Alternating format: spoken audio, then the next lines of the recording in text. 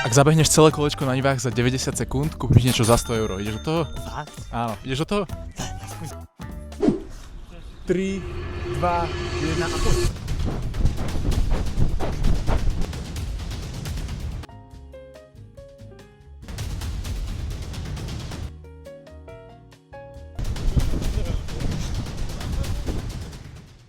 €100 je tvoj.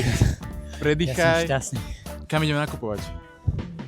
Každopádne ideme si asi kúpiť pitie najskôr, že? Áno, Hej? najprv. No dobre, tak poď.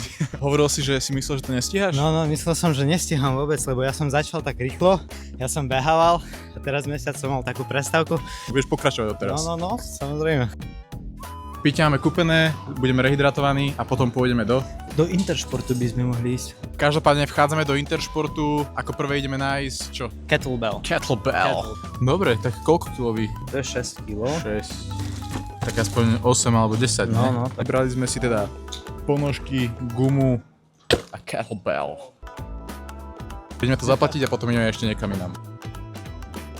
Pozri, na mne takto. No podľa mňa na tebe je perfektné.